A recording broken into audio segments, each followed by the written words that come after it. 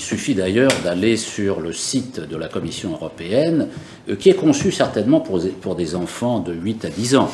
Parce que on nous dit l'Union européenne c'est la paix, des âneries comme ça, page après page. Quelle est la véritable nature de l'Union européenne? L'Union européenne est un objet fabriqué par les États-Unis d'Amérique, par la classe dirigeante américaine. Donc ça, c'est un vrai problème. Et effectivement, ce peuple aujourd'hui français n'est plus souverain.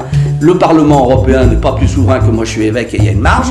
Bon, et donc il est clair que ce qui se passe aujourd'hui, c'est la mort de la démocratie, c'est le règne des oligarques, c'est le règne effectivement des banquiers centraux qui appartiennent à la même, je dirais, famille politique. Quand on voit ce qui se passe, c'est-à-dire c'est, vous savez, vous connaissez l'école nationale d'administration américaine, c'est Goldman Sachs. S'il n'y a pas de dette, il n'y a pas d'argent. Si tout le monde remboursait ses dettes, il n'y aurait plus d'argent nulle part, ni sur les comptes, ni dans nos poches. Même la monnaie des États disparaîtrait parce qu'elle serait employée pour payer les intérêts, pour rembourser les dettes. J'étais en train de réfléchir à qu'est-ce qui s'est passé dans la tête de quelqu'un au départ pour avoir cette idée folle de dire je vais imprimer de la monnaie ou je vais mettre mon profil sur des rondelles d'or, etc. Et je crois que ça procède quand même, si on y réfléchit, d'une volonté de trouver le coup du siècle, le coup du millénaire.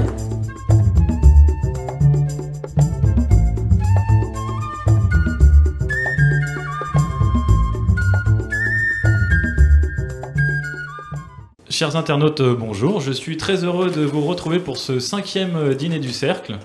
Un dîner du cercle très riche ce soir, puisque nous allons aborder plusieurs thèmes. Il y aura le thème de l'Union européenne, de l'euro, mais également de la création monétaire, des thèmes qui peuvent apparaître différents, mais qui finalement s'articulent parfaitement.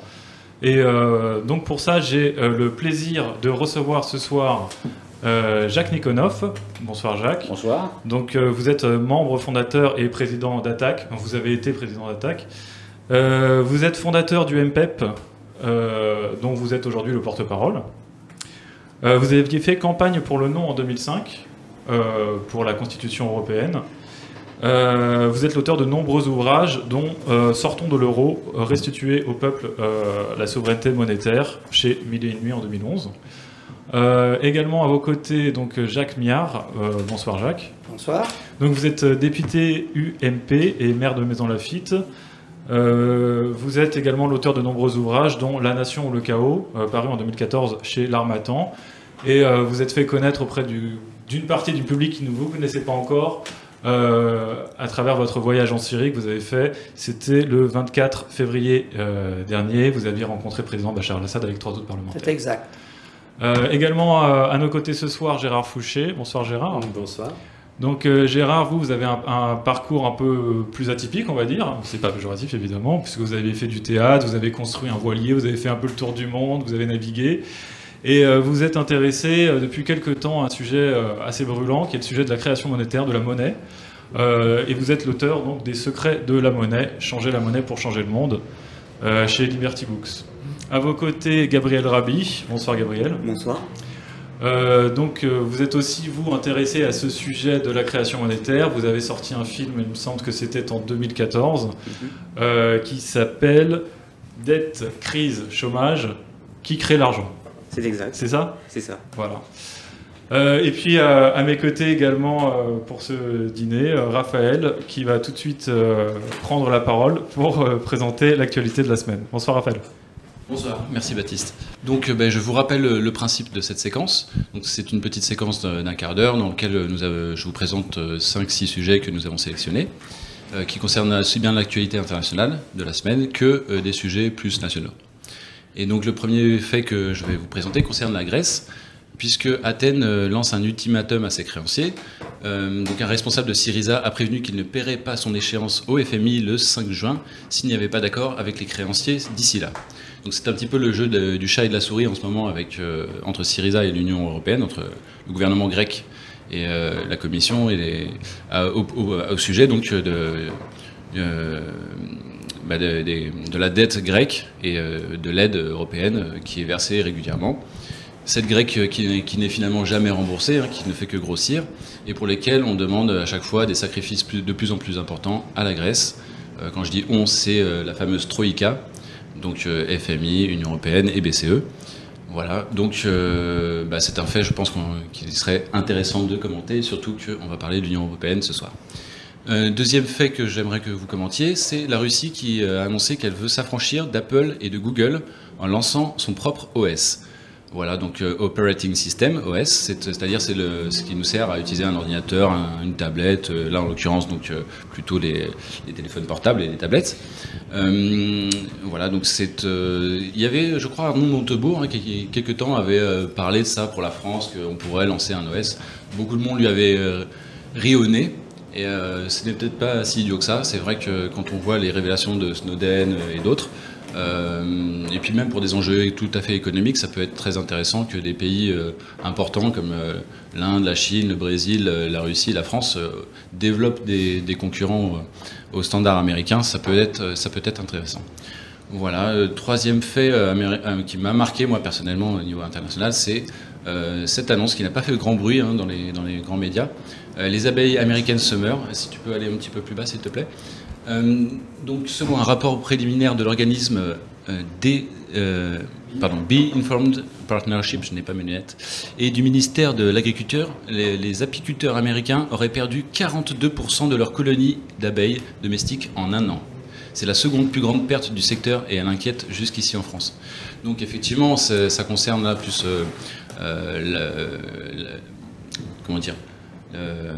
la nourriture l'agriculture produite en masse de manière industrielle, avec tout ce qui est chimique, pesticides, engrais, etc. Et on sait très bien que tout ça se retrouve après dans la nature et que les abeilles en meurent. On pourrait citer également tout ce qui pollue l'eau dans les rivières, etc. Voilà. Je pense que c'est un fait marquant. Il y a la fameuse phrase qu'on attribue à Einstein, si les abeilles disparaissaient, l'humanité disparaîtrait elle-même en 4 ans, puisque les abeilles sont un des éléments indispensables au cycle de reproduction de certaines plantes et fleurs pour la pollinisation. Voilà. Donc tout de suite, je laisse la parole peut-être à Jacques Nikonov. Oui, si vous voulez un commentaire sur chacun de ces 3 points. La Grèce, malgré les propos des responsables de Syriza, ne peut pas s'en sortir si elle ne sort pas de l'euro. Ce pays ne parvient pas à se développer, il est endetté structurellement, il a un déficit de la balance des paiements tout à fait colossal, l'économie ne peut pas y faire face. La seule solution, c'est de sortir à la fois les deux, de l'euro et de l'Union européenne. Ça n'est pas l'orientation prise par Syriza. Syriza, c'est une sorte d'équivalent du Front de gauche en France qui n'envisage absolument pas la sortie de l'euro. Ils ne vont pas s'en sortir. Voilà. Malgré, alors il faut évidemment donner le change et tenir des propos de cette nature, mais ça ne trompe que ceux qui veulent se laisser tromper. Pour vous, c'est que du théâtre. Absolument. Ensuite, la Russie. Oui, je pense qu'il y a un sujet majeur concernant les communications, les télécommunications, Internet, puisqu'il y a un monopole américain sur le sujet, notamment pour l'attribution des adresses, des noms de domaines, etc. Et qu'il faut bien trouver des concurrents, en quelque sorte, à cette domination des Américains. Ce que font les Russes, c'est intéressant. Il faut aller plus loin, pas seulement sur les OS, mais sur les noms de domaine, par exemple.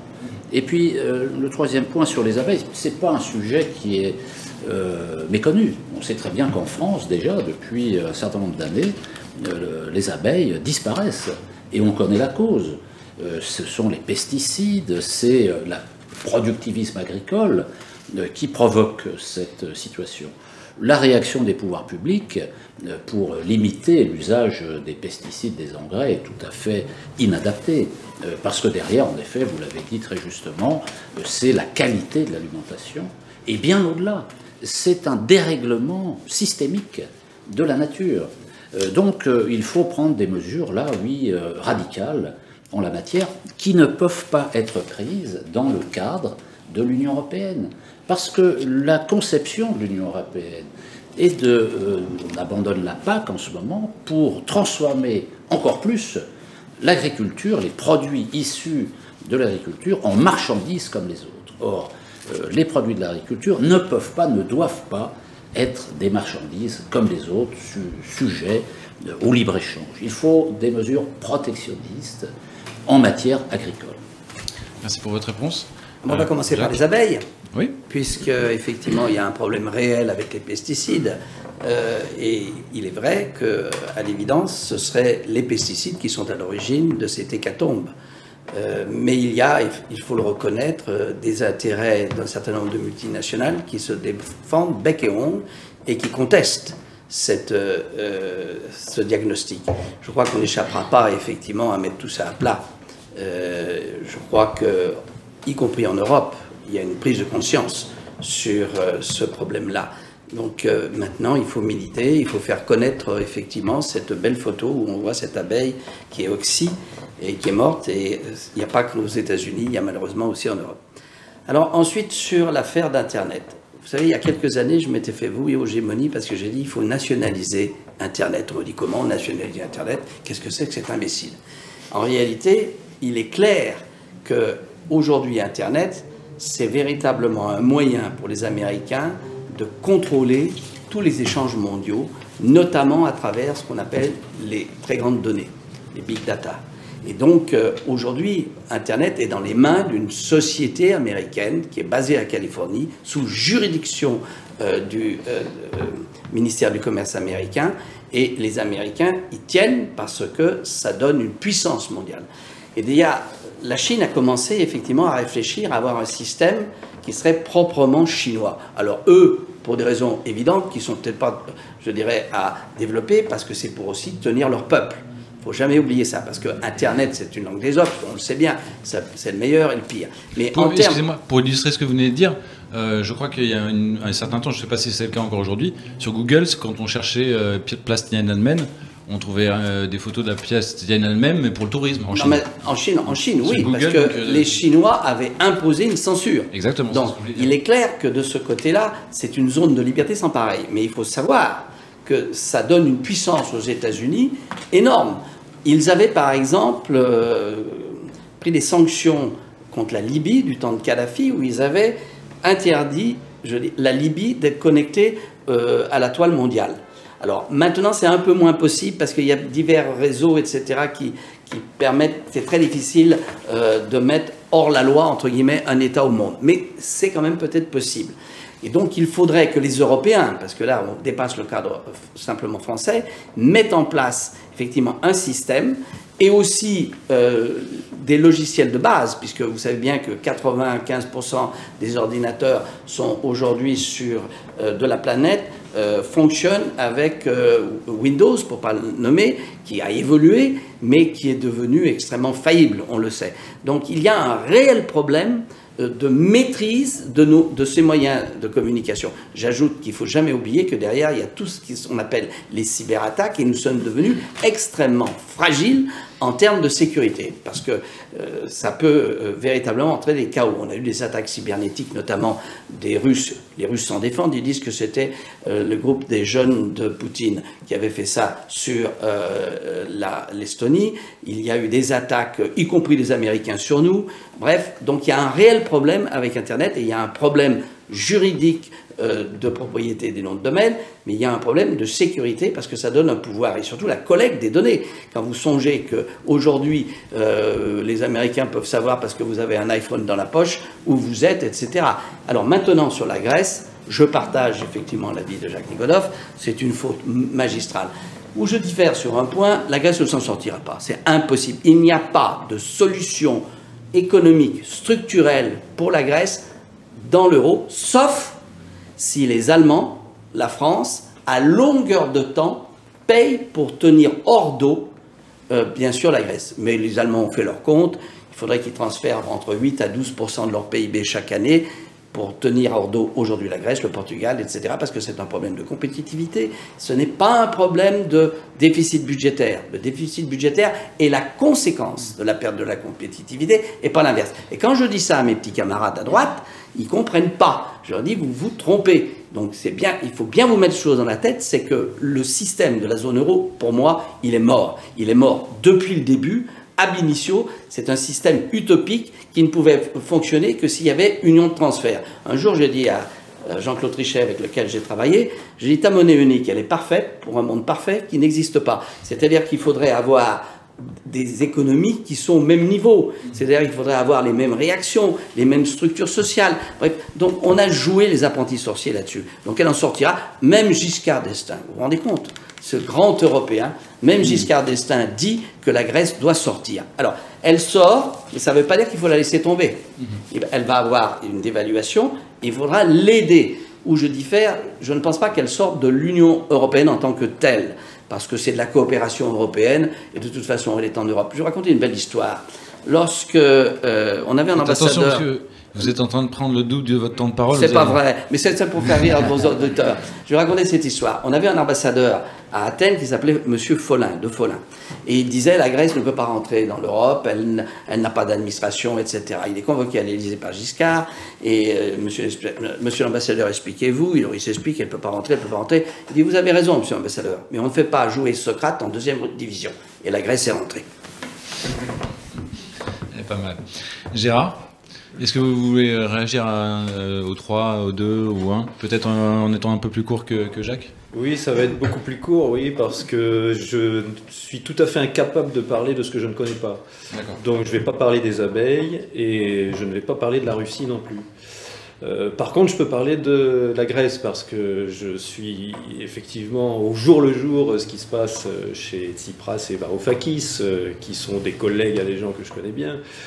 Et donc là, il y a beaucoup à dire effectivement sur l'euro, sur la mise en place de cette monnaie européenne, sur les raisons qui font que cette monnaie a été mise en place, et en particulier sur l'endettement commun, l'endettement universel de tous les pays qui se sont soumis à cette monnaie-là, comme d'ailleurs tous les pays du monde se sont soumis à leur propre monnaie et à leur propre banque centrale et à leur propre secteur bancaire.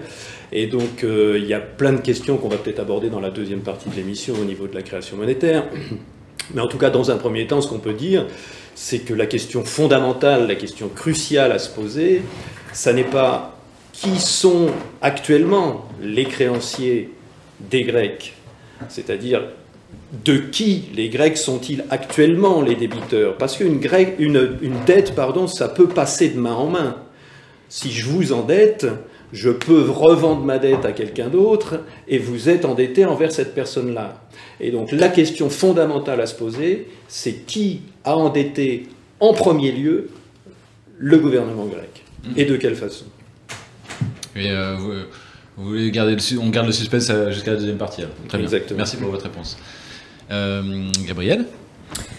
Oui, sur la Grèce, je crois qu'il y a des choses très justes qui ont été dites. Effectivement, je partage complètement l'opinion. Le principe, ce serait que, effectivement, comme la Grèce a moins de compétitivité, ce serait un petit peu comme en France, on soutient une région qui s'est désindustrialisée, qui a une compétitivité qui a chuté, on la soutient par une redistribution. Et effectivement, dans le cadre d'une monnaie qui est fixe, soit cette région a sa propre monnaie, elle va dévaluer pour retrouver de la compétitivité, soit effectivement on va la soutenir directement, mais à ce moment-là, il faudra aller au bout de la construction européenne pour avoir vraiment un système qui permet une redistribution. Ce qui semble aujourd'hui à court terme assez compliqué.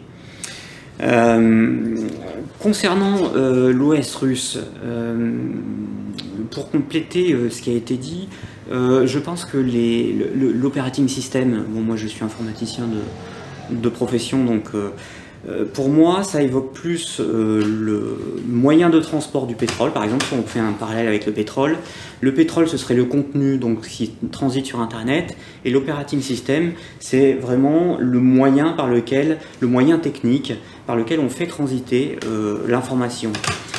Et donc, il y a beaucoup de pétroliers qui ont compris que maîtriser le transport du pétrole était plus important que maîtriser le pétrole lui-même. Et que du coup, quand on avait vraiment la main sur le moyen de transport, on prenait beaucoup de pouvoir.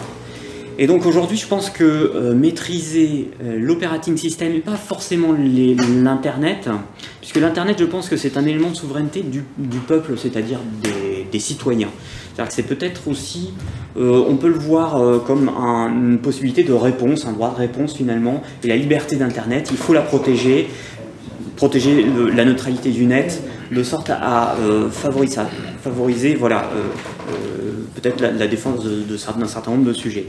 En revanche, maîtriser les tuyaux, c'est-à-dire le matériel sur lequel ça repose, quand on maîtrise ça, on a un pouvoir qui est supplémentaire, bien au-delà de ce qu'on peut faire transiter dans le tuyau. Et du coup, je pense que ça pose une question de souveraineté aux États, que de maîtriser ou en tout cas, proposer une offre alternative aux géants américains pour tout ce qui est de faire fonctionner les machines et qui permettent effectivement de couper des tuyaux, etc. Quand on a la main là-dessus, on peut faire énormément de choses. Et je pense qu'effectivement, à un moment ou à un autre, ça posera une question de souveraineté à un certain nombre d'États. Au niveau des abeilles, moi je trouve que c'est la partie émergée de l'iceberg. C'est-à-dire qu'il y a des gens comme le couple Bourguignon qui nous interpellent très franchement, par exemple sur les sols. Quand on n'avait pas d'une agriculture intensive, on avait quelque chose comme 4 tonnes à l'hectare de lombric dans nos sols. Aujourd'hui, on n'en a plus que 400 kilos. Quelque part, les abeilles, c'est la partie émergée, c'est-à-dire c'est ce qui est le plus visible.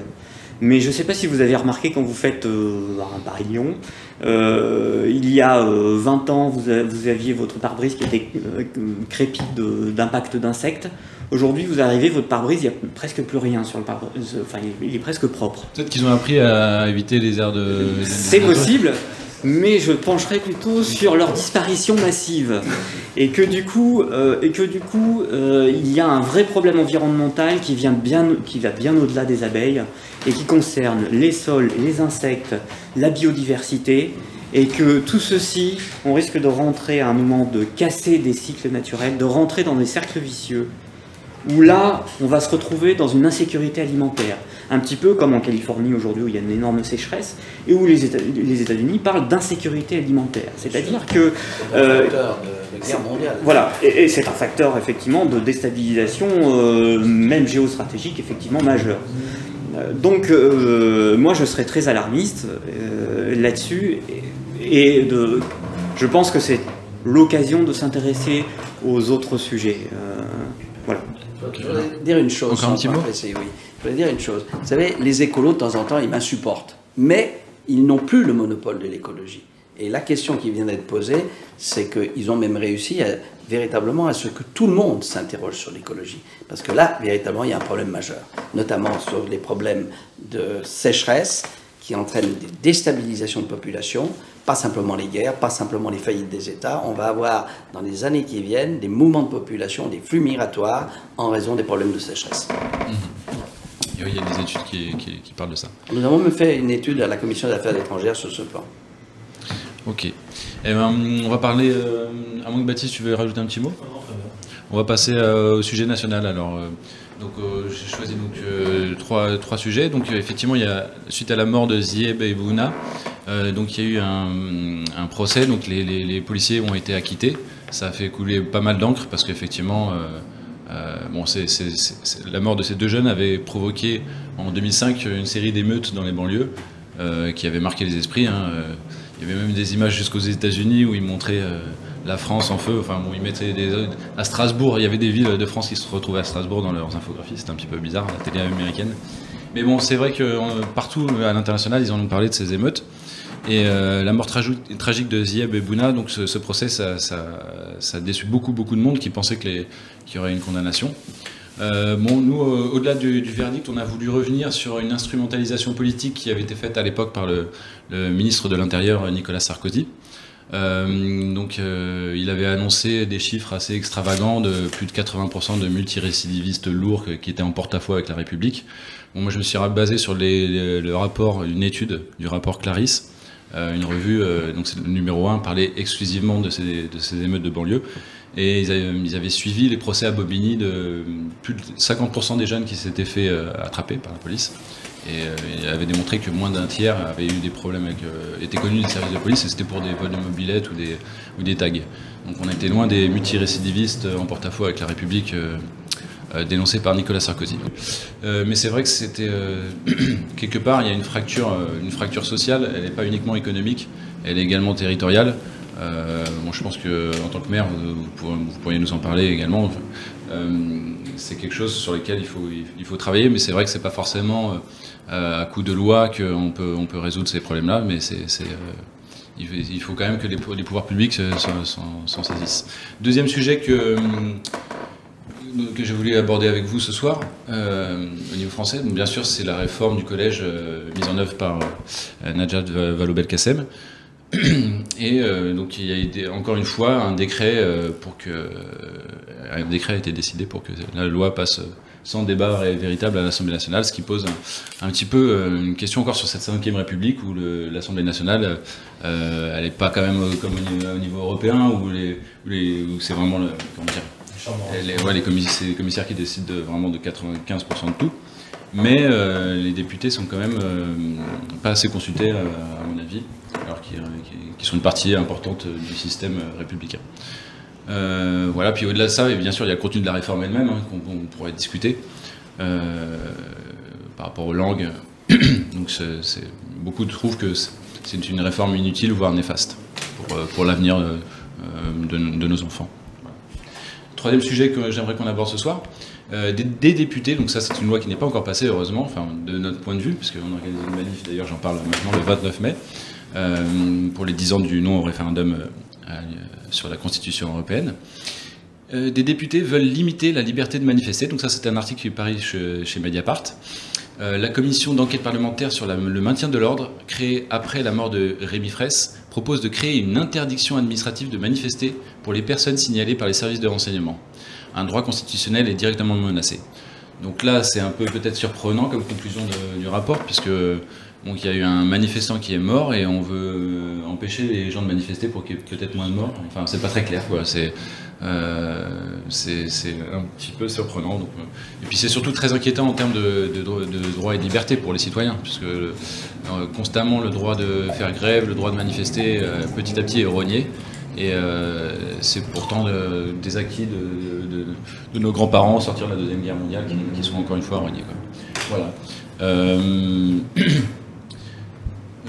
Je laisse la parole, on va faire un tour inverse cette fois-ci. On va commencer par Gabriel Rabhi. Sur ces sujets-là, j'ai moins d'expertise, donc comme disait Gérard, je vais probablement m'abstenir. Le droit de manifester, c'est vrai que ça pose effectivement question ça rejoint les sujets de liberté d'expression, et c'est vrai qu'après les événements qu'on a vécus, ça donne, en tant que citoyen, ça donne un drôle de sentiment d'avoir à la fois une manifestation monstre et puis derrière de voir qu'effectivement il y a des députés qui s'inquiètent et qui voudraient limiter la liberté de manifester. Voilà, c'est de l'ordre de l'émotionnel. Merci. Gérard ?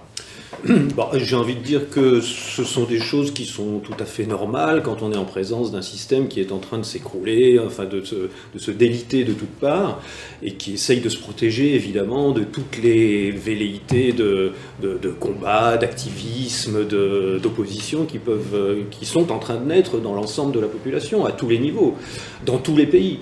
Donc il ne faut pas s'étonner qu'un système établi sur la gestion d'une part du crédit, de l'émission monétaire, du financement, et d'autre part sur le monopole de la violence physique, il ne faut pas s'étonner qu'un système comme ça, quand il voit qu'il y a des gens qui disent « Ah mais non, nous on n'est pas d'accord pour se faire taper dessus, on veut du peer-to-peer, on veut de la liberté, on veut de l'égalité, on veut de l'équité, on veut de la fraternité », il est normal qu'un système qui repose sur le monopole et sur justement l'asymétrie à la fois de l'information, à la fois du financement et de la force, il est normal qu'un système comme ça se défende. Et donc les outils de défense privilégiés, c'est évidemment les interdictions, l'usage de la violence, les limitations, et la manipulation, le mensonge, enfin tous les outils habituels d'un système asymétrique.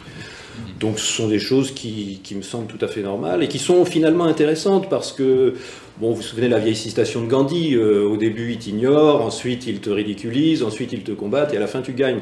Donc là on vient de dépasser le moment où les dissidents se font ridiculiser, ils commencent à se faire combattre, donc on est sur la bonne voie. Merci Gérard. Jacques ? Oui, vous savez, Mediapart, c'est pas la vérité d'évangile, hein, parce que c'est la première fois que j'entends parler de cette ânerie, et ça n'a aucune chance, mais non, parce que ça n'a aucune chance de prospérer. Vous savez, Mediapart, on connaît notre ami Plenel, c'est pas parce qu'il a entendu un truc comme ça, ou qu'il y a un gars qui a proposé ça, ça va prospérer, ça n'a aucune chance de prospérer. C'est une liberté constitutionnelle, et ça, comment ça fonctionne ? Vous voulez faire une manifestation, vous la déclarez à la préfecture. Si jamais en face il y a une contre-manifestation qui vient vous casser la figure, à ce moment-là, les autorités doivent mettre suffisamment de policiers pour que les manifestations aient lieu. Si ça dépasse, ils peuvent l'interdire. C'est ce qu'avait fait Valls il y a récemment, etc. Mais ce genre de choses, je suis désolé, si ce sont bien sûr des repris de justice ou des terroristes, là il y a d'autres moyens pour empêcher ça, mais la liberté de manifester dans ce pays est très bien établie, c'est une liberté constitutionnelle, et là j'ai l'impression que Mediapart veut faire parler de lui-même. Parce que c'est une loi qui n'est pas passée, hein, ça je le rappelle. Ben non, mais c'est pas que c'est pas passé, c'est que ça, des députés veulent limiter. Bon, c'est la première fois que j'entends parler de ça, et je trouve que ça me viendrait même pas à l'idée, même si je suis un homme d'ordre. Et sur la mort de Zieb et Bouna... Alors là, effectivement, il peut y avoir... Moi, ce que je voulais dire, j'ai vécu sur le terrain des manifestations, des voitures brûlées, c'était sur le plateau de Sartrouville. Je tiens à rendre hommage à la, je dirais, sérénité de la police. Il n'y a rien eu. Hein. Bon, il y a eu cette terrible affaire où ces jeunes gens sont rentrés dans ce transformateur et malheureusement sont morts, mais je n'ai pas vu, il n'y a pas eu de violence policière directe, il n'y a pas eu de mort. Je peux vous dire que dans d'autres pays, si vous prenez le cas des États-Unis, vous avez vu ce qui se passe. Oui. Hein, on tire, on s'explique après. Bon, eh bien ça n'a pas été le cas. Donc il y a un moment, il ne faut pas non plus faire monter le bourrichon à tout le monde. Il y a eu sur le sol, et heureusement que ça n'a pas duré. Heureusement que ça n'a pas duré parce que les policiers en maintien de l'ordre, parce qu'ils savent faire, eh bien, étaient exténués, ça a duré plusieurs jours, il n'y a pas eu de mort directement de la police. Donc il y a un moment, il faut rendre hommage à ces citoyens qui sont c'est un service public de la République, et il faut cesser, je dirais, à longueur de temps, de leur dire ce sont des SSS assassins. Tout à fait, c'est vrai qu'il n'y a eu aucun mort pendant ces émeutes. Et c'est pas pour stigmatiser du tout la police, mais c'est vrai que malheureusement... Non, mais quand on prend un événement comme ça et qu'on le monte et qu'on en fait je dirais un exemple universel, il faut se méfier où on va. Vous voyez ce que je veux dire? Malheureusement, ça arrive aussi qu'en France, il y ait des citoyens, des jeunes citoyens, malheureusement, peut-être en France, plus souvent d'origine maghrébine que noire. Mais qui meurent parfois de manière bizarre en garde à vue. Il y a eu notamment un cas à Clermont-Ferrand il y a 2-3 ans.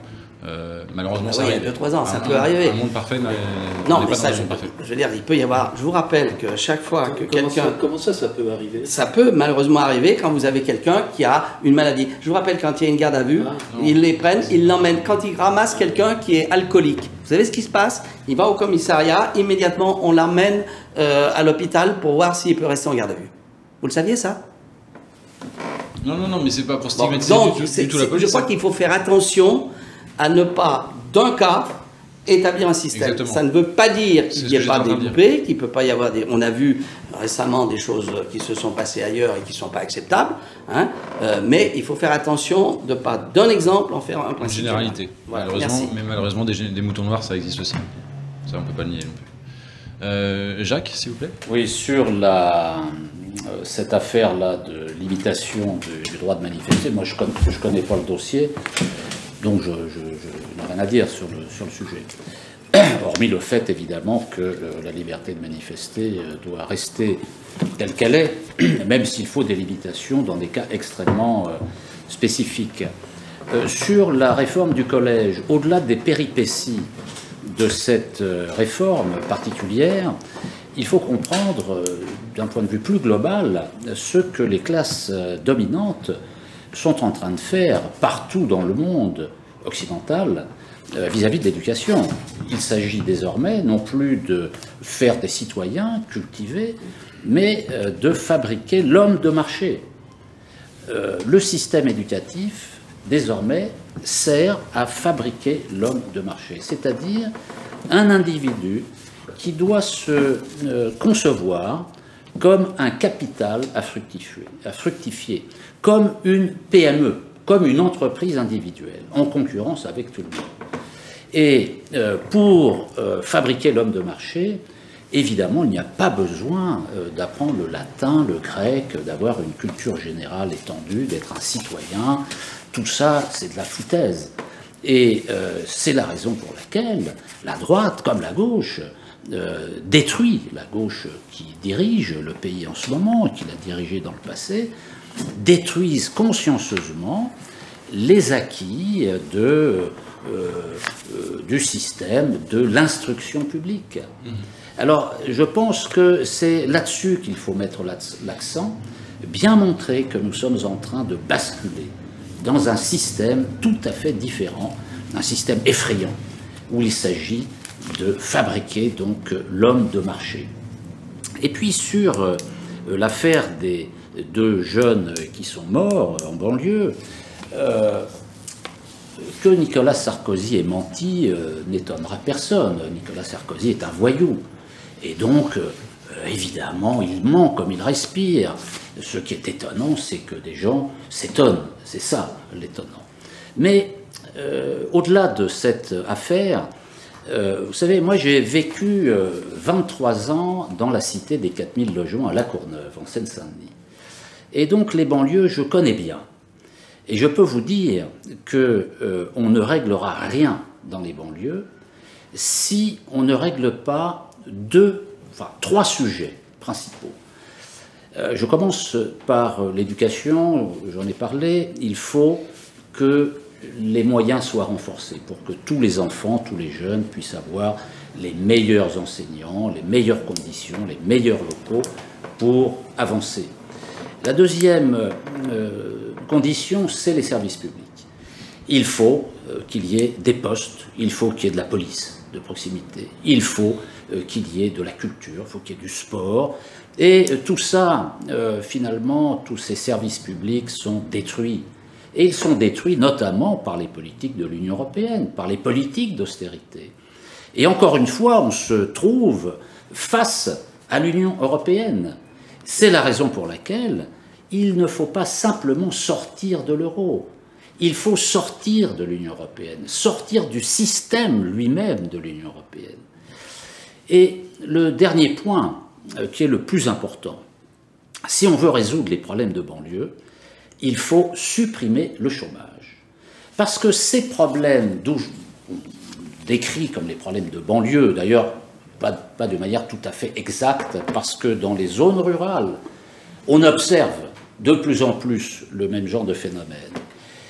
Ces phénomènes n'existaient pas il y a quelques décennies, ils n'existaient pas quand il y avait le plein emploi. C'est le chômage qui est la cause fondamentale de la situation actuelle. Et le chômage, je crois que les médias ont une responsabilité très importante. Les gens ont beaucoup de mal à comprendre le sujet parce que des torrents de désinformation, de manipulation de l'information sont déversés sur la population. On a vu, par exemple, des campagnes absurdes autour de la thèse de la fin du travail, qui a été dévastatrice. On a vu, en réalité, le chômage est volontaire, c'est-à-dire ce sont les classes dominantes qui ont décidé de faire du chômage ce que les économistes appellent la variable d'ajustement. C'est-à-dire que le chômage a été conçu comme tel pour rediscipliner le monde du travail. C'est ça qu'il faut comprendre. Rediscipliner le monde du travail parce que, dans la foulée de la libération, les luttes sociales, syndicales des années 60 et 70, avec le pic de 1968, le mouvement de décolonisation a affaibli à la fois l'Empire américain, mais plus généralement l'Occident dans son ensemble. Et notamment, pour les grandes entreprises, ce qui compte, c'est la valeur ajoutée, c'est la captation de la valeur ajoutée. Or, quel est le phénomène économique essentiel qui s'est passé pendant cette période? C'est que le partage de la valeur ajoutée, produite par le travail, entre le capital et le travail, s'est déformé au profit du travail. Et c'est les luttes se sont... Du capital. Non. Au profit du travail. Mais encore. Au profit du travail. C'est-à-dire que le partage des richesses produites, grâce aux luttes sociales des années, dans les années 50-60, oui. Mais est parvenu, vous parliez du je vais y venir, est parvenu à une modification, une déformation du partage de la valeur ajoutée en faveur du monde du travail. Et c'est bien ça, c'est-à-dire les profits, la productivité baissait pour les entreprises d'un point de vue global. Plus sur le plan politique et social, des luttes sociales, un climat politique détestable pour les classes dirigeantes, fait d'anticapitalisme, fait d'autogestion, enfin bref, c'était insupportable. Après 68, les classes dominantes décident de reprendre la main, décident de rediscipliner le monde du travail. Et le meilleur moyen qui est trouvé par un système d'essai-erreur, ce n'est pas quelque chose... Pompidou, par exemple, quand il était Premier ministre, avait très peur du chômage. Oui. Et il avait dit, quand on arrivera à 1 million de chômeurs, la société explose. Eh bien, la société n'a pas explosé. Et quand il y a eu 2 millions de chômeurs, elle n'a pas explosé non plus. À 3 millions non plus, à 4 millions non plus, à 5 millions non plus, parce qu'il y a mensonge d'État sur le véritable chiffre du chômage. Nous sommes au-delà des 5 millions. La société n'explose pas, elle implose. C'est-à-dire que les chômeurs se retournent contre eux. Ils ne voient pas l'opération politique et les conditions économiques du chômage. Alors, je termine mon raisonnement. Et donc, le chômage est une construction monstrueuse visant à rediscipliner le monde du travail. Ça a marché. Ça a marché. Le partage de la valeur ajoutée est revenu à l'origine, et en 30 ans, il suffit d'aller sur le site de l'INSEE pour voir les courbes, en 30 ans, le capital a regagné 10% du PIB sur le travail. 10% du PIB, c'est quoi? C'est plus de 200 milliards d'euros par an. C'est énorme. C'est l'équivalent du salaire de plus de 5 millions de chômeurs. Le salaire des chômeurs, il est là. D'accord. Il a été la solution, je termine. Parce que là, il y a une rupture de temps de parole. Oui, mais là, je regagne le terrain perdu sur vous, cher ami, parce que tout à l'heure, vous avez tartiné quand même. Ah ben on va tartiner là aussi. On va tartiner aussi. Alors, ce que je veux dire, maintenant, pour terminer sur une touche positive, c'est qu'il y a des solutions. Bon, nous, le MPEP, ce que nous préconisons, c'est le droit opposable à l'emploi. Le droit opposable à l'emploi signifie que tout citoyen qui veut un emploi obtient un emploi de l'État. C'est-à-dire, en fait, pour faire un parallèle avec les questions monétaires, l'État est l'employeur en dernier ressort, comme la Banque centrale est le prêteur en dernier ressort. Et donc, c'est cette idée que nous voulons développer, que nous développons pour montrer qu'il y a des solutions. Il faudrait quelques minutes pour en dire un peu plus, parce que là, je sens que les ateliers des 48, alors. C'était une très bonne idée. Ah oui. C'était une excellente idée. J'aimerais... Nous l'avons amélioré. Jacques, s'il vous plaît, avant que vous commenciez à répondre, en fait, normalement, je ne devrais pas vous laisser le temps de répondre, parce qu'on a explosé au niveau du format de l'émission. Par contre, je me permets de vous demander de répondre vraiment en 10, 15, 20 secondes maximum. Où je suis d'accord sur un certain nombre de critiques qui sont faites sur, effectivement, l'ultralibéralisme de l'Union européenne qui n'est plus, je dirais, adaptée au monde actuel. Et il faudrait une politique industrielle, des créations d'emplois, etc. On est bien d'accord. Où je ne suis pas tout à fait d'accord, vous l'avez compris avec Jacques Niconoff, c'est que je ne pense pas qu'il y ait eu complot. Parce que quand vous l'exprimez de cette manière... Non, mais attends, c'est pas ce qu'il a dit. Franchement, ça n'est pas loin. Alors, je voulais juste parler de si on réécoute, c'est pas du tout ce qu'il a dit. Je crois Ce sont les boîtes à idées, les think tanks américains qui fabriquaient cette idéologie. Qu'il y a eu de la part des États-Unis la volonté de dérégulariser, déréglementer, et notamment la finance internationale, ça c'est vrai. Oui, mais il y a ça, une cause. vrai. Et que quelle est la cause? La cause, à mon avis, il est possible que ça soit effectivement un certain nombre de gens qui se sont dit on va s'en mettre plein les poches. Ça c'est vrai, ça c'est possible parce que malheureusement on le voit notamment dans les trafics et les spéculations à grande échelle, en nanosecondes, etc. Mais où je suis pas d'accord avec vous, c'est que la classe politique, gauche-droite, comme on sait, extrême gauche comme extrême droite si vous voulez, elle ne se satisfait pas de ces conséquences qu'est le chômage. Mais l'analyse qui provoque effectivement ce chômage de masse auquel on voit, l'analyse n'est pas faite parce qu'effectivement, au niveau européen, au niveau de la politique monétaire, au niveau de la politique budgétaire, au niveau des services publics qui n'ont rien à voir, dans mon esprit, avec le service d'intérêt général de la Commission, il y a une nécessité à maintenir des services publics, il y a une nécessité à, je dirais, créer de la cohésion sociale, parce qu'aujourd'hui, eh bien, effectivement, il y a un gros problème de cohésion sociale à travers ce chômage de masse. Bon, vous avez une vision un peu naïve. Non, pas naïve. En tout cas, merci vous avez beaucoup. un peu trop, Merci beaucoup faudrait pour que j'ai vos... un peu de temps. Merci. mais on poursuivra la chose. Messieurs, Jacques et Jacques, je vous remercie beaucoup pour vos longues réponses et Gabriel et Gérard, je vous remercie pour vos courtes réponses. Et je vais passer le micro donc à Baptiste. Merci. Merci Raphaël. Donc on va pouvoir rentrer, c'était très intéressant, hein, mais on va pouvoir rentrer maintenant dans le vif du sujet, parler de l'Union européenne. Hein, on va pouvoir voir si c'est un complot ou pas. Je vais juste commencer très rapidement par rappeler quelques grandes dates. J'en ai sélectionné moins d'une dizaine, très rapidement.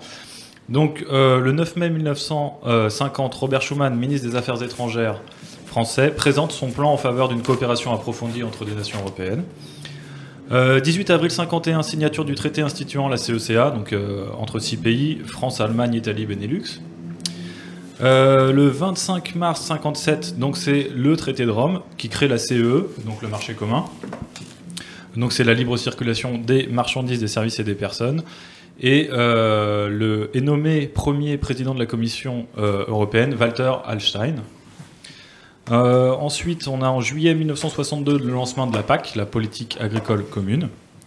Le 1er janvier 1973, premier élargissement de l'Union européenne. Donc on a le Danemark, l'Irlande et le Royaume-Uni qui rentrent. Hein, on se rappelle que De Gaulle s'était opposé par 2 fois à l'entrée de l'Angleterre dans la CE. En juin 1979, on a la première élection du Parlement européen au suffrage universel. Ensuite, on a en février 92, donc c'est la signature du traité de Maastricht, donc ça c'est une date qui est bien connue des internautes. Le 1er janvier 99, on a 11 pays qui adoptent l'euro. Hein, donc les taux de change entre leur monnaie deviennent fixes et la politique monétaire est confiée à la BCE, donc c'est une date très importante. Le 1er janvier 2002, donc ensuite on a l'introduction des pièces et des billets d'euros. Et ensuite on passe au 29 mai 2005, donc qui nous intéresse particulièrement. C'est le rejet par les Français de la Constitution européenne à 55%. Et ensuite, malheureusement, le 13 décembre 2007, on a la signature du traité de Lisbonne, qui est ensuite ratifié en France le 14 février 2008, qui est, on peut dire, à plus de 90% le projet de constitution européenne. Vous avez oublié une date. Ah, j'en ai oublié plusieurs, mais c'est volontaire. J'ai l'acte unique. J'ai dû faire un choix. Oui, j'ai pas mis l'acte unique. Très important. Vous aurez l'occasion d'y revenir à votre tour de parole, Monsieur Miard. Je vais commencer tout de suite avec la première question. La construction européenne procède-t-elle d'un mouvement démocratique? Si je pose cette question, c'est pourquoi? C'est parce qu'on voit qu'il y a eu très peu de référendums. Finalement, il n'y en a eu que 2. Pour la France, il y en a un qui a été adopté par les Français, c'était Maastricht, et le second, en 2005, a été rejeté. Donc on peut se demander effectivement si ça procède d'un mouvement démocratique. Jacques Niconoff? Oui, excellente question, parce que vous touchez là au cœur du système de l'Union européenne. L'Union européenne a été conçue pour l'inverse. Le fond du problème, c'est bien de comprendre quelle est la nature de l'Union européenne. Or, sur ce sujet, on entend n'importe quoi. Il suffit d'ailleurs d'aller sur le site de la Commission européenne, qui est conçu certainement pour des enfants de 8 à 10 ans. Parce que on nous dit l'Union européenne c'est la paix, des âneries comme ça, page après page. Quelle est la véritable nature de l'Union européenne?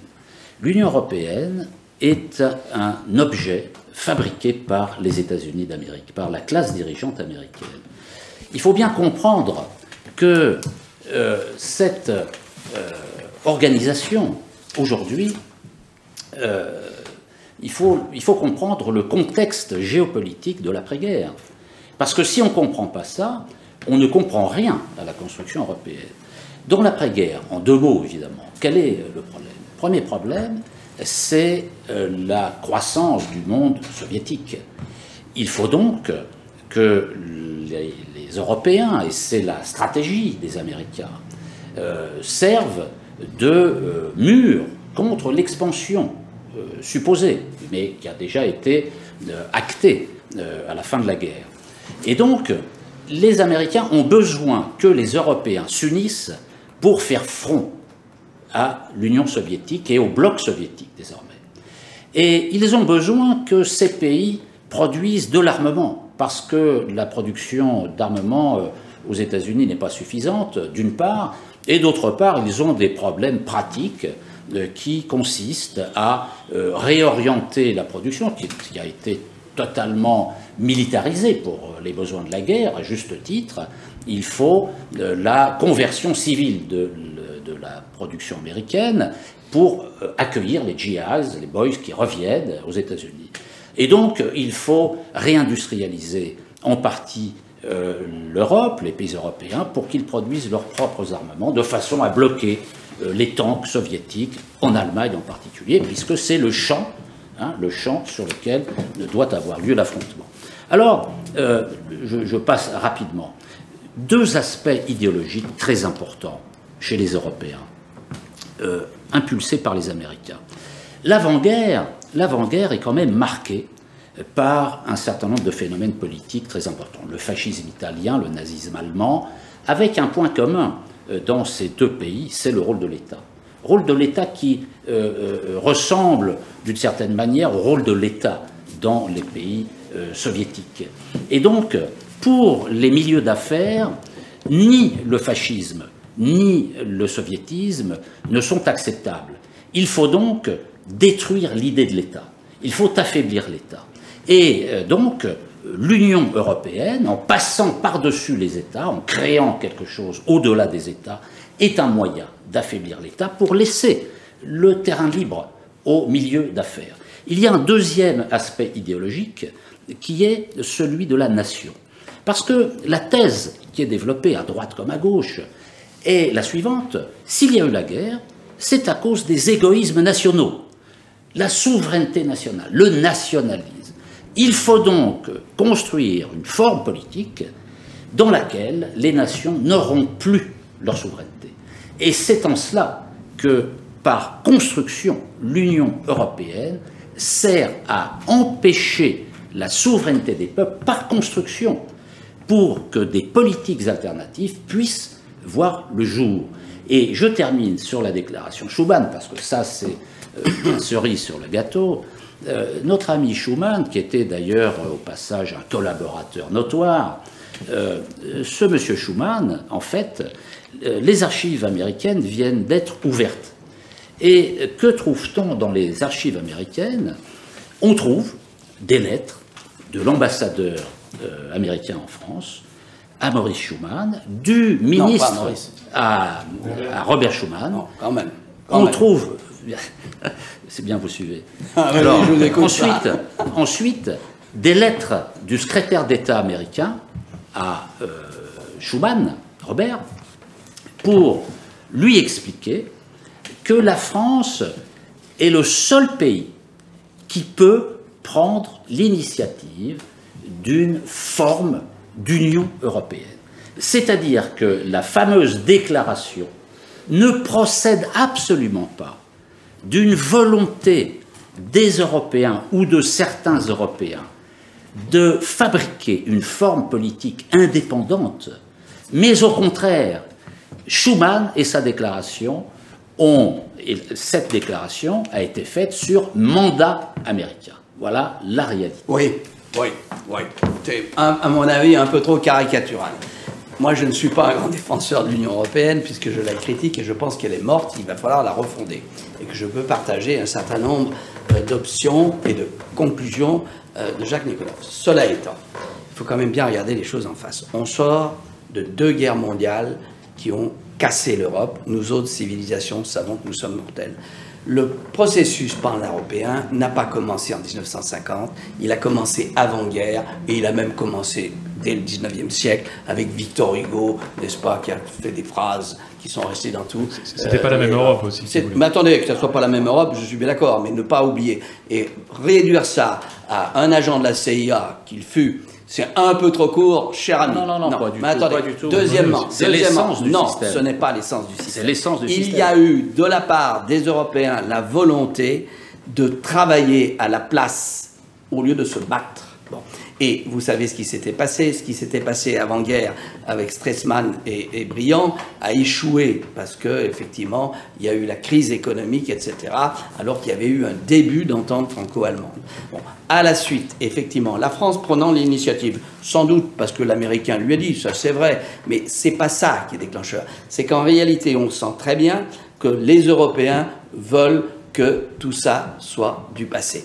Et ce qui s'est passé, parce que ce n'est pas l'Europe, ce n'est pas l'Union européenne qui est la paix. Ce qui s'est passé, c'est la révolution mentale de l'Allemagne, du peuple allemand, qui a compris qu'il fallait effectivement essayer de vivre en paix avec ses voisins. C'est une vraie révolution. Et il est rentré dans un régime démocratique équilibré, avec notamment la police nationale qui est cassée, qui est ramenée au niveau des Landes, sous la pression notamment des Français, et on construit un État démocratique, et on a Adenauer, qui effectivement est un Rénan, qui comprend, même s'il est très allemand, qu'il faut faire autre chose. Donc petit à petit, on construit quelque chose. Où ça a dévié? C'est qu'au début, ce n'est pas, je dirais, ce qu'est l'Europe d'aujourd'hui. Au début, vous avez ce qu'on appelle une communauté de peuples. Dans le traité initial de Rome, c'est une communauté de peuples. Ensuite, ça a évolué sous la pression des Allemands pour qu'on passe à la démographie, c'est-à-dire qu'il n'y a plus des peuples, il y a des individus, il y a des citoyens européens. Maintenant, il paraît-il qu'on a une citoyenneté européenne, notamment par Maastricht. Et donc, on a cassé ça. Mais c'était la communauté des peuples. C'est-à-dire, c'était les Français, c'était les Allemands, c'était les Italiens. Ça avait un sens. Et il y a eu une dérive. Il y a eu une dérive ensuite, sous effectivement d'une théorie ultralibérale, et notamment l'acte unique, qui a été, avec 300 règlements et directives, qui a voulu que, effectivement, ça soit le laisser-faire et le laisser-fairisme de bout en bout. Et ça, c'est vrai. Et là, je peux vous rejoindre sur cette critique où, effectivement, on a perdu, je dirais, l'essence des services publics, petit à petit, hein, c'est pas venu... Hein, on a perdu, effectivement, qu'il y avait des peuples. Sauf que maintenant, il y a un certain nombre de décisions même de justice, notamment de la Bundesverfassungsgericht du 9 mai, de mai 2009, qui dit que jusqu'à nouvel ordre, c'est la diète fédérale qui doit commander, notamment dans toutes les dérives sur l'euro. Donc on voit bien qu'on est passé d'une communauté de peuples à un maelstrom qui a voulu être un État fédéral, où effectivement on casse les États, on met en place des régions, et la réforme des régions correspond à cette volonté de casser les États, parce que ce peuple français a été construit par l'État. La Respublica, elle est venue depuis, je dirais, les rois de France qui avaient une conception, même s'ils avaient la main pas tendre, conception de la chose publique, par rapport notamment au pape, hein, par rapport aux Habsbourg, etc. Donc ce peuple s'est formé, la France s'est formée à travers un État, et là, c'est vrai, là il y a la volonté d'un certain nombre de gens à Bruxelles, et qui a été vrai sans doute chez Schuman, de casser l'État qui était fauteur de guerre, alors que ce n'était pas vrai, c'est le nationalisme. Vous savez, tout est poison, rien n'est poison, tout est affaire de mesure. C'est-à-dire, être patriote, c'est légitime, et vous l'êtes, mais être nationaliste et vouloir dominer les autres, ce n'est pas admissible. Bon, donc, il est clair qu'on a eu dérive, et cette dérive, elle s'est faite sous la pression technocratique. Alors ça, il y a un problème, parce qu'on a captation démocratique à travers la prégnance de cette démocratie qui voit un moyen d'établir dans un ordre kelsénien, c'est-à-dire dans un ordre juridique dans lequel on édicte des normes en haut, elles sont appliquées jusqu'à Paris, jusqu'à Lisbonne, partout. Donc ça, c'est un vrai problème. Et effectivement, ce peuple aujourd'hui français n'est plus souverain. Le Parlement européen n'est pas plus souverain que moi je suis évêque et il y a une marge. Bon, et donc il est clair que ce qui se passe aujourd'hui, c'est la mort de la démocratie, c'est le règne des oligarques, c'est le règne effectivement des banquiers centraux qui appartiennent à la même, je dirais, famille politique. Quand on voit ce qui se passe, c'est-à-dire c'est, vous savez, vous connaissez l'école nationale d'administration américaine, c'est Goldman Sachs. C'est Goldman Sachs, et donc il est clair, notre ami aussi, c'est Goldman Sachs, et aujourd'hui effectivement, on a perdu la démocratie au profit de cette oligarchie. Alors c'est intéressant parce qu'on retrouve un peu le débat qu'on a eu sur le chômage, c'est-à-dire que M. Nikonov nous dit le verre est dans le fruit dès le début parce qu'on l'y a mis et c'est fait exprès pour, et M. Mière nous dit non, c'est des dérives et des conséquences. Gérard Fouché ? J'ai pas grand-chose à dire là-dessus non plus, hein. À part si on me pose des questions sur le système monétaire et sur l'euro, mais, on va y venir. Mais bon, on voit bien de toute façon. Ce qui est difficile à percevoir, c'est que il y a des gens, il y a une volonté quelque part d'avoir un projet à long terme. Je vais attendre. Voilà. Il y a des gens quelque part qui ont un projet à long terme, c'est-à-dire qu'on voit très bien ce qui est en train de se passer, si on regarde la perspective temporelle un peu dans le passé et si on essaye de voir un peu dans le futur. Et ça, c'est une des choses qui distingue un peu les gens que nous sommes, les roturiers que nous sommes, des élites ou des classes dominantes, comme dit notre ami Jacques. Ce qui distingue, je crois, une des choses qui distingue le plus les élites des classes dominées, c'est cette vision temporelle, à long terme, à la fois dans le passé et dans le futur. Et donc je pense qu'au niveau des classes dominantes, il y a des gens qui savent très bien d'où ils viennent, qui savent très bien où ils vont, et que l'évolution que ces gens-là, qui ont des pouvoirs que nous ne soupçonnons même pas, et je parle du pouvoir monétaire, évidemment, de financer tout ce qu'on veut, qui va bien au-delà de l'enrichissement, qui va au-delà de la possibilité de créer le futur. C'est quand même beaucoup plus intéressant que de faire fortune. Et qui passe évidemment par la possibilité d'imposer, de faire du lobbying pour écrire et pour imposer des lois. Donc ces pouvoirs-là, ils vont bien au-delà des pouvoirs que nous avons. Excusez-moi, c'est les think tanks, c'est des cercles de réflexion. Bien sûr. C'est qui? C'est des milliardaires?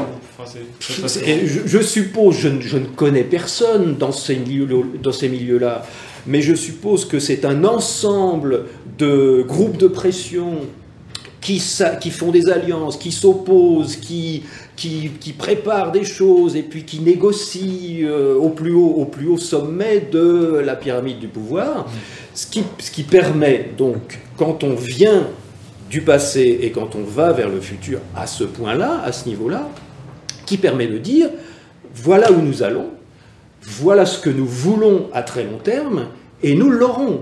Et personne, je dis bien personne, ne pourra s'y opposer. Comme disait quelqu'un.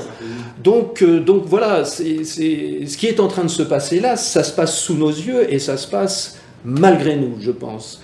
Et donc, si on décortique un petit peu ça, on voit très bien qu'il y a une nation, un pays dans le monde qui a un plan à long terme, il est même verbalisé, hein, c'est pas du tout un complot, puisqu'il n'y a rien de caché, tout est disponible. Il y a un document qui s'appelle le Plan for a New American Century, le PNAC, qui détermine très bien tout ce qui va se passer dans les années qui viennent, et qui va dans le sens, à l'aboutissement de ce raisonnement, d'un gouvernement mondial.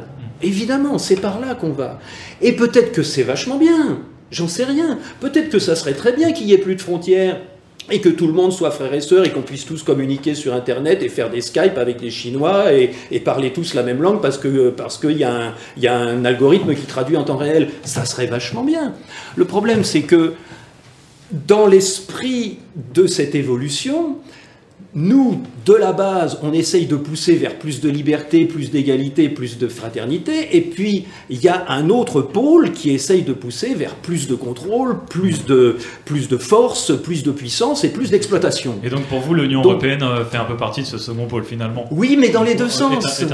Est un outil. Alors oui, je vous coupe Gérard parce que non, je vais continuer quand même. C'est assez ambigu. C'est assez ambigu parce que d'un côté, c'est quelque chose qui est fait pour asservir, qui est fait pour exploiter, qui est fait par exemple comme l'euro pour aller vers un gouvernement européen assorti d'un trésor public européen, de manière à pouvoir émettre des bons du trésor européen, de manière à pouvoir endetter 330 millions d'un coup. C'est quand même beaucoup plus pratique que d'endetter pays par pays. Donc évidemment qu'il faut détruire les nations et les États européens, évidemment qu'il faut monter à un niveau supérieur, puisque là où on va, c'est vers un gouvernement mondial qui endette tout le monde d'un coup aussi. Donc évidemment que c'est ça. Mais d'un autre côté, pour nous, si nous comprenons ce raisonnement-là par la base, nous pouvons dire, d'accord, nous on veut bien un gouvernement mondial, mais ce qu'on veut, c'est quelque chose où tout le monde soit libre, où tout le monde soit dans un système équitable, pour qu'on ait de la fraternité, et pas pour qu'on ait une petite classe dominante qui exploite tout le reste de la population. Et donc voilà, on est là-dedans, en ce moment, et c'est pour ça que c'est passionnant de vivre à notre époque. Combat, mais oui. Effectivement. Gabriel Harvey. Oui, moi il y a plusieurs réflexions qui me viennent. Je rappelle juste, la question c'était la construction européenne procède-t-elle d'un mouvement démocratique pour essayer de regarder. On est parti sur le gouvernement mondial, c'était extrêmement intéressant, c'était pas vraiment le thème de la question. C'est exactement la réponse. La réponse dans ce que je viens de dire, c'est tout à fait lié, c'est que de ce point de vue-là, la construction européenne n'est absolument pas démocratique. Mais du point de vue où nous pourrions l'entendre, nous, du point de vue de la base, du point de vue de la liberté, de l'égalité, de la fraternité, qui sont quand même les valeurs de nous, les Français, je sais pas ce qu'on attend, eh bien, de ce point de vue-là, c'est peut-être parfaitement démocratique. Moi, la réflexion qui me vient, c'est que on dit que le nationalisme est à la base de la guerre, mais la base n'a jamais voulu de guerre. Personne ne veut aller se battre et aller se faire tuer. C'est donc forcément le projet d'une minorité. Parce que je ne connais aucune majorité qui veut aller se faire tuer volontairement, sauf quelques islamistes en ce moment, mais qui sont peut-être sous quelques produits suspects. Bon, donc également, les acteurs politiques ont un temps d'action qui est beaucoup plus court que l'oligarchie dont on parlait. C'est-à-dire qu'il y a beaucoup d'entreprises, on parlait de Goldman Sachs tout à l'heure, mais c'est une entreprise qui est vieille déjà, qui a de nombreuses années. Si on prend un des symboles du conspirationnisme, la famille Rothschild, donc les financiers, c'est aussi une famille qui date, qui a pris le contrôle quelque part des finances de l'Angleterre il y a déjà... au XVIIe siècle. Oui, quelque chose comme ça. Je ne voudrais pas dire de bêtises. Mais... Donc, il y a des acteurs, en fait, les décisions, si la politique... les politiciens ont un impact à relativement court terme, je dirais, il y a toutes ces institutions et le capital qui a un impact à beaucoup plus long terme. Et finalement, on se rend compte que dans les cercles de pouvoir, on retrouve toujours quelque part un petit peu les mêmes familles, non pas politiques. Il y a certes il y a de grandes familles politiques qui durent longtemps, mais il y a aussi des intérêts qui sont des intérêts particuliers, qui sont des intérêts financiers, qui sont des intérêts capitalistiques, qui eux vont imprimer leur volonté sur le long terme. Et on va même retrouver des conseillers qui passent de gouvernement en gouvernement. Par exemple, on parlait d'Attali, il me semble, tout à l'heure. Typiquement, c'est quelqu'un qui qui conseille un certain nombre de nos politiciens depuis déjà pas mal d'années. Bon, on retrouve Pardon ? Il ne conseille pas. Peut-être, mais en fait, ça fait longtemps qu'on le voit quand même dans les médias. Donc, je pense que pour trouver la véritable origine, finalement, de la naissance des événements politiques, il me semble qu'il est plus judicieux de chercher du côté de ces oligarchies du long terme. Et notamment des guerres.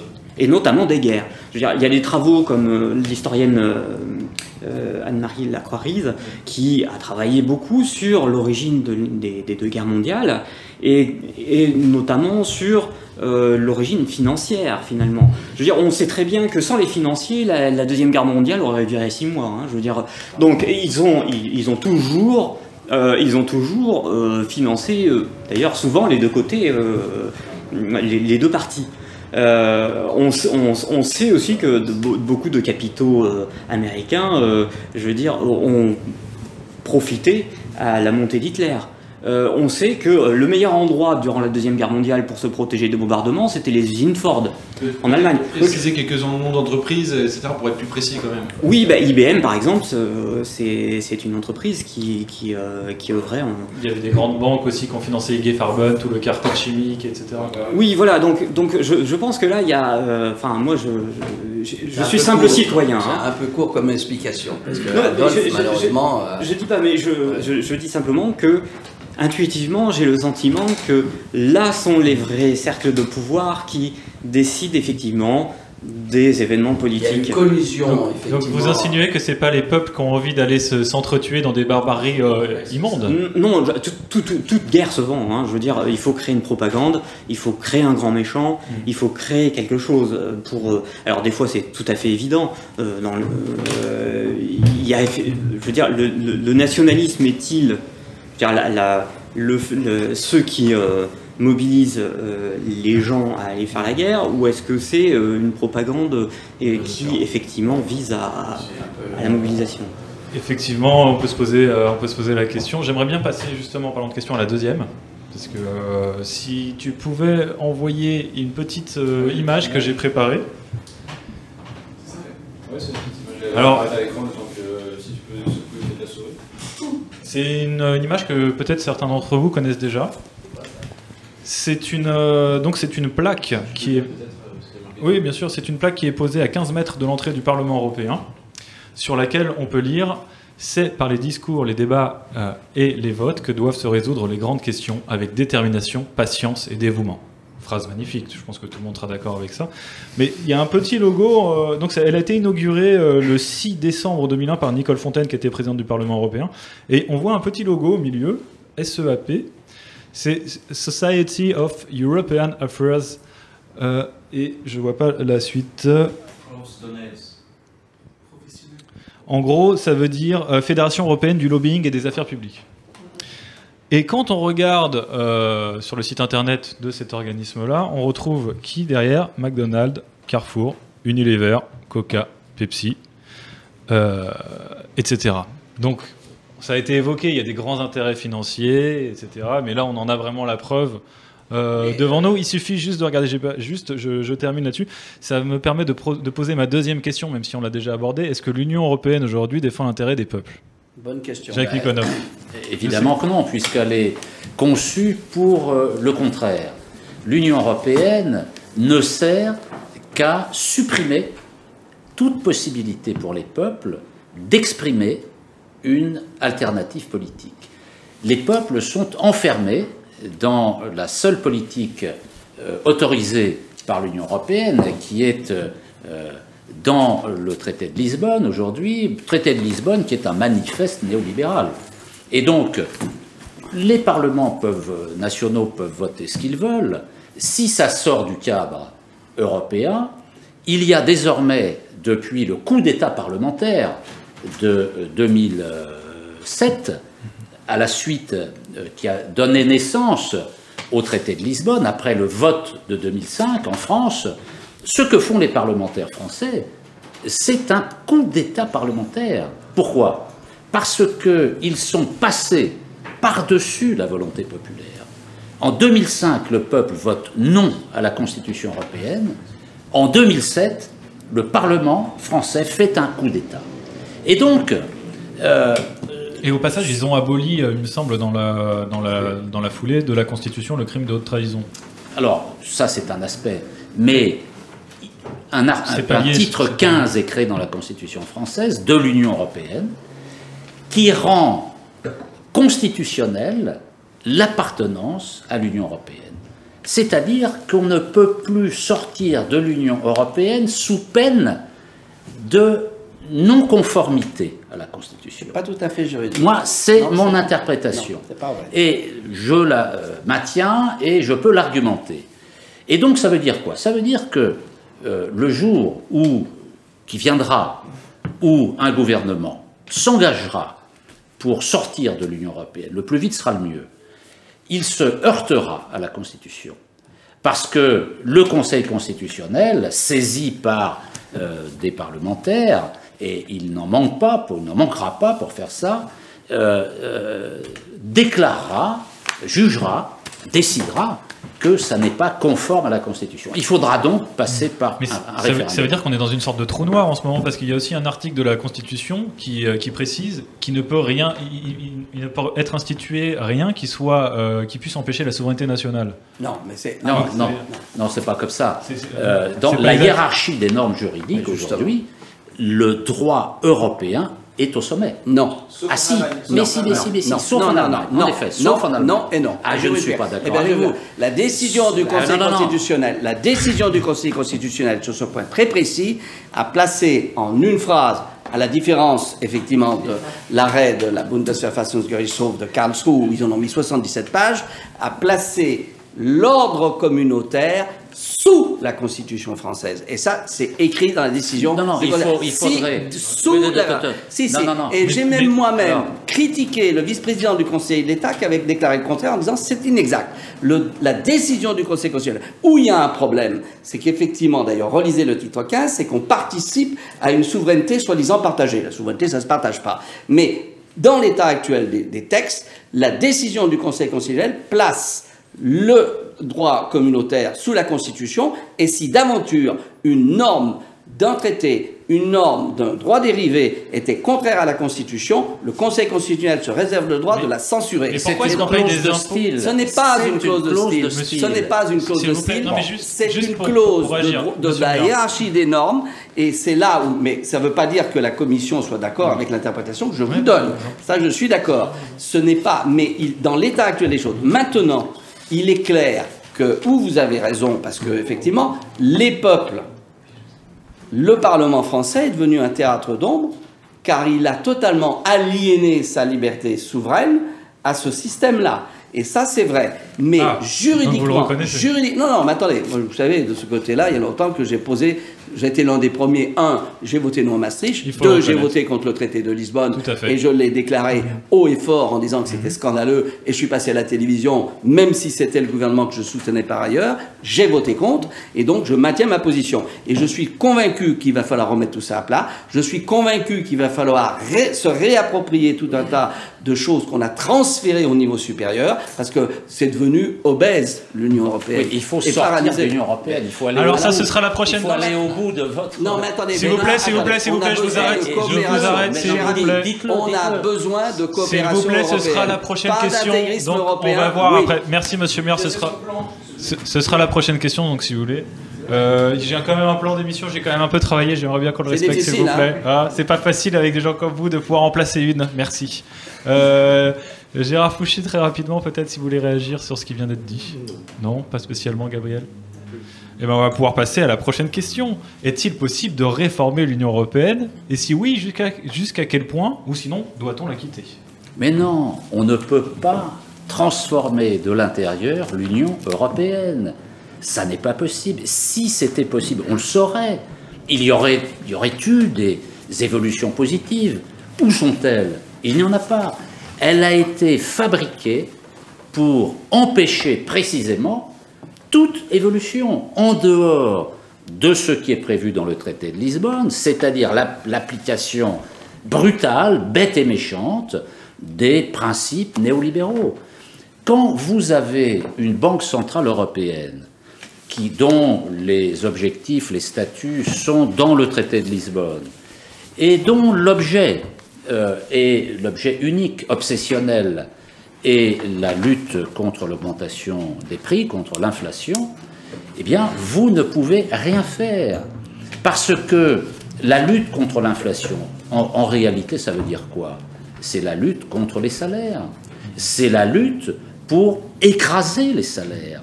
C'est la lutte contre l'emploi. Ce que je disais tout à l'heure concernant l'emploi, c'est-à-dire la volonté de détruire l'emploi, trouve une application pratique. Vous avez fait un raccourci. Je pense que les internautes n'ont pas tous compris, en fait. Pourquoi vous avez dit que l'inflation, c'est la lutte contre les salaires? Si vous pouvez juste préciser. Oui, l'inflation. Qu'est-ce que c'est que l'inflation? Il y a différentes sortes d'inflation. Il y a l'inflation monétaire, il y a l'inflation des profits qu'on oublie. Parce que quand la bourse augmente On entend des tas de gens se féliciter, mais c'est de l'inflation. Quand les profits augmentent, mais c'est de l'inflation. Or, ce qui intéresse les oligarques et ce qui intéresse la Banque Centrale Européenne, ça n'est pas l'inflation des profits, l'inflation des prix des titres financiers, c'est l'augmentation des salaires. Parce que derrière la conception est la suivante, il faut qu'il y ait des salaires faibles pour permettre la compétitivité des entreprises, c'est-à-dire offrir sur les marchés extérieurs des prix inférieurs à ceux des concurrents. Et comment croit-il que l'on peut obtenir des prix compétitifs? Eh bien, en écrasant les salaires et en écrasant l'emploi. Le système de la politique monétaire est un système qui est conçu contre les salaires et contre l'emploi. Donc il faut sortir de l'Union européenne, il faut selon Jacques Nikonov. De l'Union européenne, pas par l'article 50. Moi, je lis des choses. Alors c'est vrai que c'est ce que propose l'UPR notamment. Là, je ne sais pas. Sur le traité de Lisbonne, il y a une chose peut-être positive, peut-être la seule chose positive, c'est que contrairement au projet de constitution européenne, il y a la possibilité, c'est l'article 50, le retrait, qui d'ailleurs correspond au droit international, à ce que dit la Convention de Vienne. Bon, le traité des traités. Alors, l'article 50, très rapidement, en effet, si vous pouvez, prévoit la possibilité pour un pays membre de l'Union européenne d'en sortir. Voilà. Mais après, quand on regarde les conditions qui sont mises pour en sortir, le pays qui voudrait sortir par l'article 50 serait embourbé dans un système d'une complexité folle sur le plan juridique qui ferait perdre le fil. C'est-à-dire que, et d'ailleurs ça me fait penser au New Deal de Roosevelt. Parce que Roosevelt, en 1933, quand il gagne les élections, quand il commence à mettre en œuvre le New Deal, comment il va chuter, Roosevelt? C'est-à-dire comment le New Deal va s'arrêter? Le New Deal va s'arrêter parce que l'opposition va susciter une guérilla constitutionnelle qui va faire perdre le fil. Et Roosevelt va être complètement noyé dans cette loin de l'Union européenne. Non, il faut sortir brutalement. C'est-à-dire de manière unilatérale, en passant outre les traités. Pour illustrer, je vais vous donner la parole, mais juste pour illustrer ce que vous venez de dire, il y a une vidéo que les internautes connaissent peut-être, qui est très célèbre sur Internet, en tout cas, où on voit Jacques Attali devant un parterre se vanter que quand ils ont parce qu'il a participé à écrire la Constitution européenne, se vanter d'avoir fait en sorte qu'on ne puisse pas en sortir. Bien sûr, c'est fait pour. Et l'auditoire se marre. C'est vrai. C'est fait pour l'article 50. En tout cas, il s'en est vanté. Que ce soit faux ou que ce soit vrai, il s'en est vanté. Il y a une vidéo qui est sur Internet. Bien sûr, on ne peut pas sortir. Donc, Jacques Mère, si vous voulez répondre très rapidement, est-il possible de... tartiné, cher ami. Est-il possible de... J'ai fait une synthèse, là, j'étais particulièrement bref. Est-il possible de réformer et doit-on en sortir? De l'intérieur, à mon avis, on a une crise de 10 ans et ensuite ça va imploser. Donc ça va durer. À mon sens, mais ça, on va remettre tout ça à plat, pas en désaccord total. Et ce qui donne de l'eau à le moulin à Jacques Nikonov, c'est les déclarations scandaleuses de Juncker, qui à propos de la Grèce a dit les peuples peuvent voter, mais il y a les traités. Eh bien non, ce n'est pas l'ordre des choses et ce n'est pas le droit international. Tout peuple, au nom du principe d'autodétermination, peut sortir. Ça n'existe pas, les traités, pas plus traités constitutionnels qu'autre chose, on peut sortir. Mais le problème, il faut avoir la volonté politique de le faire, et en disant, on tape du poing sur la table, en disant, maintenant c'est terminé. Juridiquement, il n'y a aucun traité de ce type qui peut durer. Et c'est jouable. Moi, je pense qu'effectivement, là où il y a un problème, c'est qu'il y a énormément, je dirais, de textes qui gèrent notre vie quotidienne, qui viennent de l'Europe, puisque la Diète fédérale a pensé qu'il y avait 85% des lois et règlements qui venaient de Bruxelles. 85%. Je suis convaincu qu'il y a un moment, il va falloir taper du poing sur la table et dire maintenant ça suffit, on met tout à plat. Ça va pas être facile parce qu'il y a la vie quotidienne, il y a un certain nombre de textes, mais à mon avis, ce système ne peut pas perdurer. Il est obèse, paralysant, parce qu'il n'y a pas de décision qui sorte sauf sur un certain nombre de choses, etc. Et surtout parce qu'il est contraire à nos intérêts. Il est au contraire aux intérêts du peuple français, je le dis. Il va à l'encontre... Et des autres peuples aussi. Et des autres peuples, parce que c'est une oligarchie, ça c'est vrai, notamment à travers ces banques centrales qui ont capté la démocratie. Moi j'ai voté contre l'indépendance des banques centrales. Mais selon vous, ce système est réformable? Il va être très difficilement réformable de Donc, il faut l'intérieur. Il y a un sortir. moment, il va y avoir une crise majeure. Donc il faut sortir. Non, mais attendez, c'est pas... Là où j'ai fait une différence, que vous le vouliez ou non, il y aura une coopération européenne. Ma formule, elle est simple. Pas d'intégrisme européen. Ça, c'est de l'intégrisme totalitaire. Mais en revanche, de la coopération, vous ne prendrez pas la France et vous ne la ramènerez pas aux Caraïbes. Pas plus que l'Angleterre sortira de l'Europe. Elle est géographiquement en Europe. Et donc ça, vous le vouliez ou non, il faut de la coopération. S'il y a besoin... Vous savez, la C'est trop flou. Non, c'est pas trop flou. Mais si, c'est trop Mais flou, c'est ce pas que vous trop dites. flou parce que vous serez obligé de régler des problèmes avec l'Allemagne, de régler des problèmes avec la Belgique. Vous serez obligé de regarder ce que vous pouvez faire, notamment en politique industrielle avec les On uns ne et les autres. réglera rien avec les Allemands. Mais bien sûr que Oh, si, mais vous pouvez non, faire des choses... c'est une illusion. Mais non, l'illusion, c'est sur l'euro. Là, vous avez raison. Mais sur le reste, on peut très bien, à partir du moment où on pose les choses sur la table, on peut faire des choses, soit avec les Allemands, soit avec les Anglais, soit avec les Russes. Moi, je suis un citoyen du monde. Et mais vous excluez Moi, je suis une un citoyen coopération. français. Mais moi, je Voilà. suis citoyen français, donc du monde. C'est Oui, déjà pas d'accord. mal. Mais ce qui est certain, c'est qu'on a besoin de coopération européenne. Il y a des problèmes. Nous, Mais par pas exemple- seulement européenne. Mais mondiale. On a oui. besoin, évidemment, de coopération. coopérer avec tout le Et monde. donc, c'est Pas un seulement instrument, avec, c'est une avec l'Europe. organisation régionale qui doit être fondamentalement réformée. Et là, est-ce qu'elle le fera de l'intérieur? Je n'y crois pas. Il va y avoir une crise majeure. On mettra les choses, mais on sera obligé de C'est ce que poursuivre j'allais la dire. coopération. Donc vous estimez que d'ici 10-15 ans, il va y avoir une À mon crise avis, on majeure aura une crise. Mais on sera et que- mort et d'ici qu'elle va là. nous Mais non, forcer. vous êtes tout jeune. Mais Alors, mais mais non, j'en profite pour dire qu'on va faire une petite pause histoire de Très se bien. remplir les verres à nouveau, se rafraîchir. Et,